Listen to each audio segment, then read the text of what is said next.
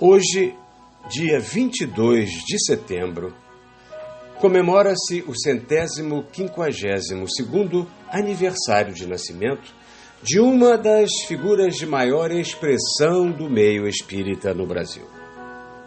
Estamos falando de Caibar de Souza Schutel.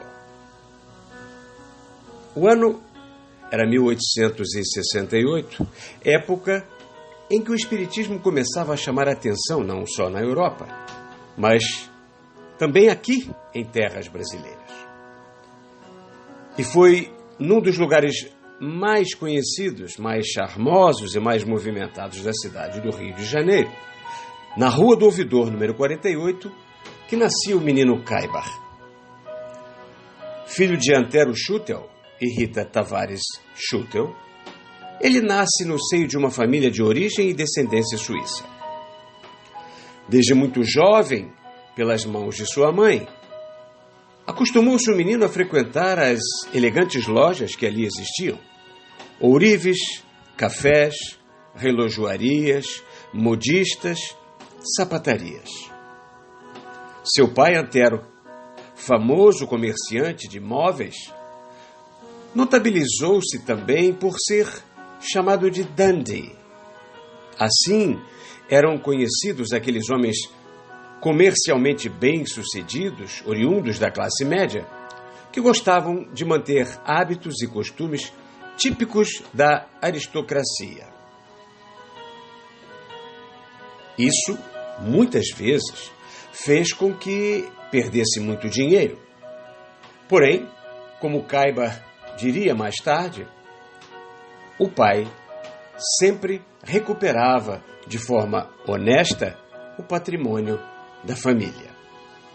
A ascendência suíça exerceu uma forte influência na personalidade do menino Caibar. A paciência, a disciplina foram alguns dos seus maiores atributos, assim como a firmeza de caráter.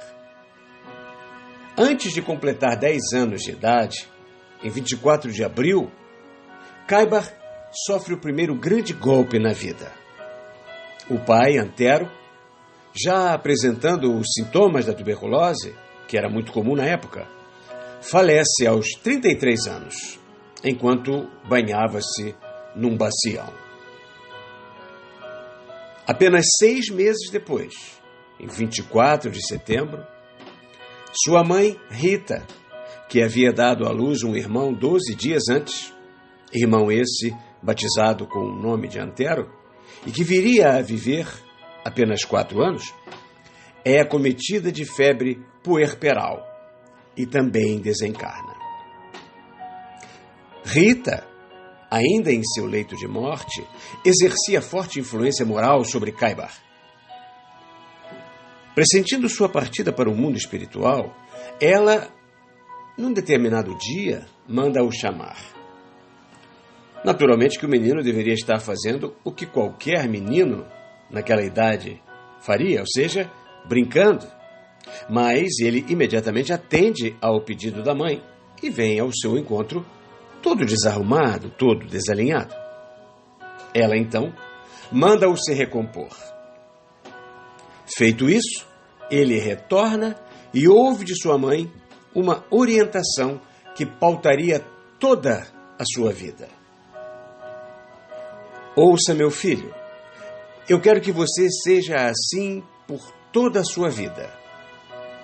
Sempre bem limpo, arrumado, penteado, e que nunca vá dormir sem engraxar os sapatos para o dia seguinte.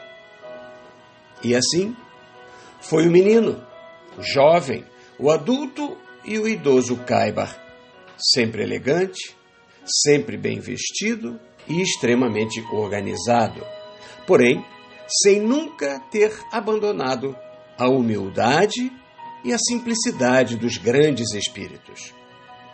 Órfão de pai e de mãe, entra em cena o seu avô paterno, Henrique Schutel, assumindo a guarda e a educação de Caibar e seus irmãos. Uma das primeiras providências é matricular o menino no Colégio Pedro II, ali mesmo, no centro da cidade, na rua hoje conhecida como Marechal Floriano. Na escola, Caibar não era o que podemos assim dizer um bom aluno. Era um tanto quanto travesso e inquieto, mas quando queria, tirava boas notas. Era na realidade um comportamento até normal para uma criança que num curto espaço de tempo se vê órfão de pai e de mãe.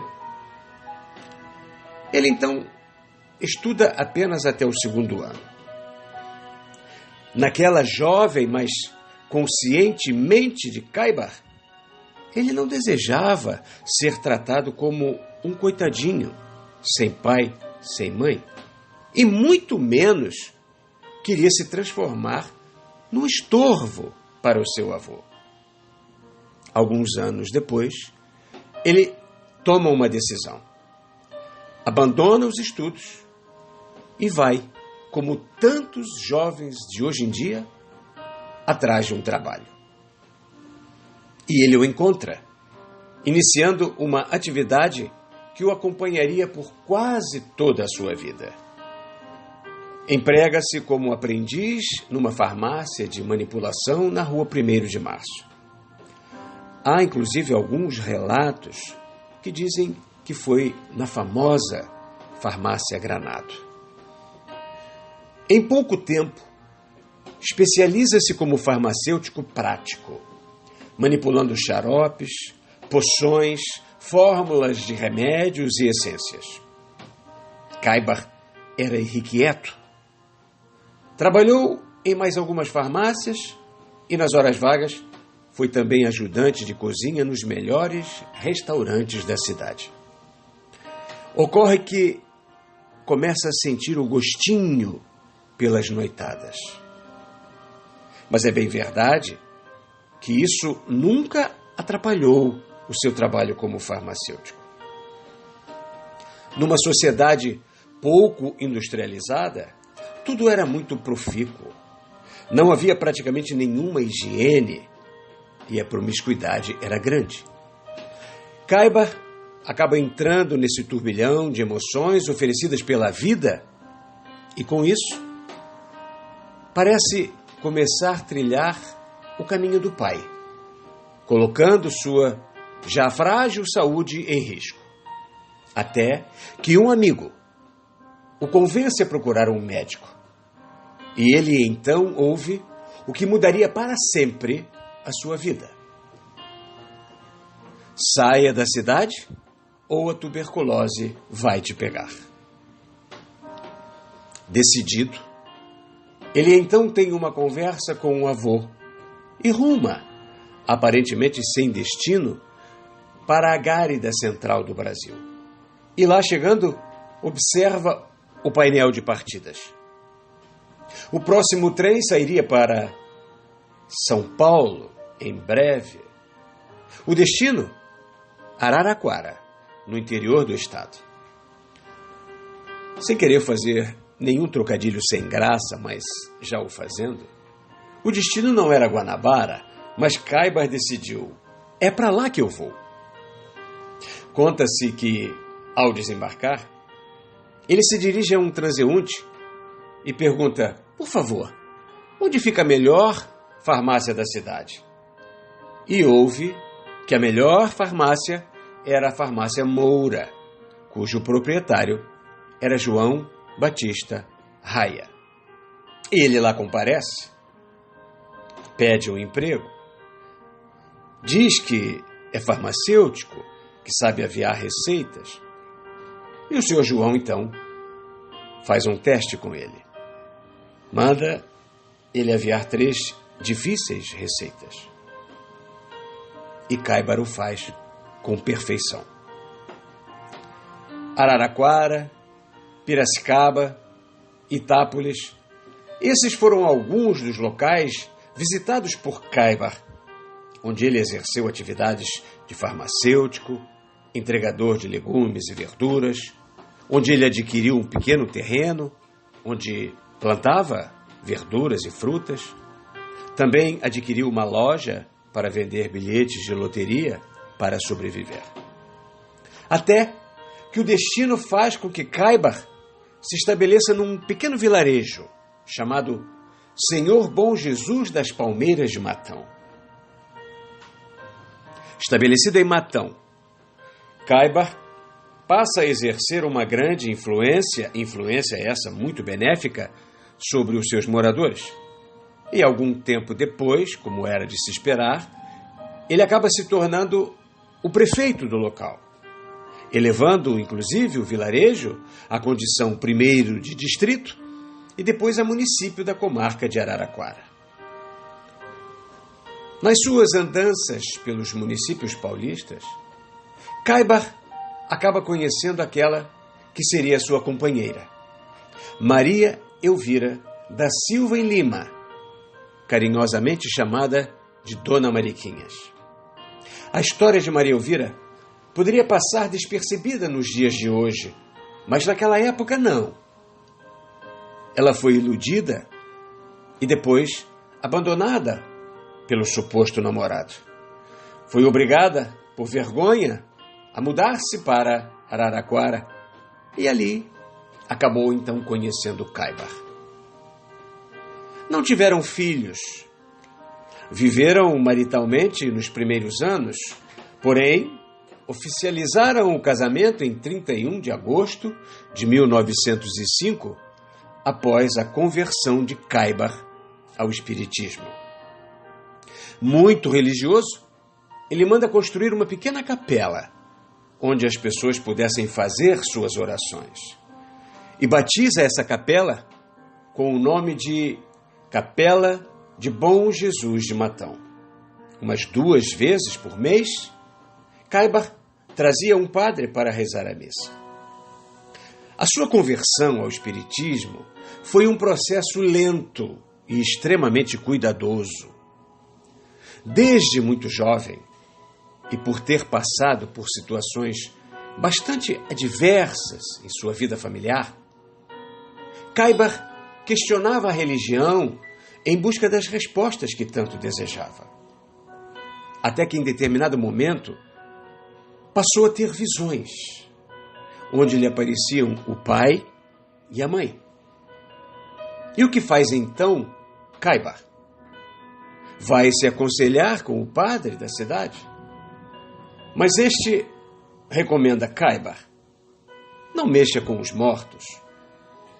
Mas Caibar sabia que não era ele que procurava os pais, mas sim o contrário. E na maioria das vezes, procuravam-no para lhe passar conselhos e orientações. Conta-se também um fato muito interessante. Caibar já frequentava algumas reuniões espíritas na casa do Dr. Calixto Nunes de Oliveira, e numa dessas reuniões recebeu uma mensagem do espírito Pedro II, que lhe informava ser necessária a sua preparação, pois seria um dos grandes responsáveis pela divulgação da doutrina espírita no Brasil. Parecia que as respostas às suas muitas perguntas estavam então sendo obtidas. Um dos pontos de partida aconteceu quando ele recebeu das mãos de um amigo, o João da Rosa e Silva, um exemplar do Reformador. A partir daí, passou a interessar-se mais profundamente pelo estudo, tanto que escreve a FEB, solicitando que lhe fosse enviada toda a codificação kardeciana, assim como a obra Estudos Filosóficos de Bezerra de Menezes. A leitura do Livro dos Espíritos deu a ele as respostas que tanto procurou no catolicismo. A do Livro dos Médiuns trouxe saneamento definitivo às questões das imperfeições de caráter amadorístico das comunicações. E a leitura do Evangelho segundo o Espiritismo toca-lhe profundamente o coração, fazendo-o olhar e ver com mais carinho, com mais atenção e com mais amor para os pobres, para os carentes e desassistidos da sua comunidade. Não por acaso, No futuro, passou a ser chamado de o apóstolo de Matão e pai dos pobres de Matão. Kaibar mergulha profundamente no estudo da imortalidade da alma, mas nunca abandonou, juntamente com sua querida Dona Mariquinhas, a assistência espiritual e a assistência material a todos aqueles que o procurassem. Em sua casa, construiu uma mesa enorme, onde Dona Mariquinhas, antes de dormir, preparava as refeições para aqueles que necessitavam. E não era só isso. Fornecia também remédios, pois as doenças contagiosas eram muitas. Dizia Schutel: não queremos um jornal para gritarmos em alto e bom som que nossa profissão de fé é a doutrina espírita? Então vamos criá-lo e o batizaremos de O Clarim. Em 15 de agosto de 1905, nascia o jornal O Clarim, que está em atividade até hoje. Mas Kaibar ainda achava pouco. Era preciso manter o intercâmbio internacional com a Europa a respeito da doutrina espírita. Era preciso democratizar o espiritismo. Ele, então, cria a RIE, Revista Internacional de Espiritismo, que também funciona até hoje, editada pelo Clarim. Em 15 de novembro de 1907, ele cria o Centro Espírita Amantes da Pobreza, que prestava assistência espiritual e material aos moradores de toda a região, tendo inclusive um departamento dedicado ao receituário. Em 4 de julho de 1914, mais uma vez o pioneirismo de Kaibar fala mais alto. O Clarim passa a publicar gratuitamente o primeiro curso de Esperanto no Brasil. Agora, vamos falar um pouco da figura pública de Kaibar. Sempre vestido no amanho, como se dizia na época, muito bem arrumado e elegante, ele não usava ternos de casemira. Preferia os de linho e, invariavelmente, usava gravata. Se nas fotos a sua aparência era séria e muitas vezes até carrancuda, quem o conhecia sabia que por trás daquela aparência estava um homem sensível, muito bem-humorado, alegre, jovial e de muito boa prosa. Conta-se também um caso muito interessante e engraçado. Schutel era um amante dos animais, qualquer animal. E ele tinha uma aranha de estimação. Certo dia, ao receber um amigo em casa, a aranha também quis dar as boas-vindas e passou entre os pés do amigo, que imediatamente pisou sobre ela. Kaibar, olhando para o amigo muito triste, teria dito: ela era de estimação. Mas, afinal, havia chegado o momento do seu desencarne. Mas Kaibar de uma coisa não abria mão: disciplina. Dona Mariquinhas não demonstrava as mesmas capacidades mediúnicas de Kaibar, mas no aspecto caridade e generosidade, ninguém a superava. Com o tempo, ela desenvolve uma doença de pele que a princípio pensava-se ser hanseníase, mas na realidade era lúpus. É neste momento que Kaibar recorre ao grande amigo Eurípides Barçanufo, obtendo auxílio espiritual da irmã Amália e das preces e das fluidificações e dos passes magnéticos de Bezerra de Menezes. Kaibar é um homem atuante. De 19 de agosto de 1936 a 2 de maio de 1937, ele leva ao ar, na Radiocultura de Araraquara, o programa Conferências Radiofônicas, que também se transformou em livro, onde analisava palavra por palavra e contestava a posição da Igreja Católica quanto à doutrina espírita. Ele era ferrenho defensor do espiritismo. Caibar e Chico falavam-se com alguma frequência. Chico psicografou alguns livros de Caibar, mas eles só se encontraram pessoalmente uma vez. Caibar, já idoso, e Chico iniciando seu grande trabalho na doutrina espírita.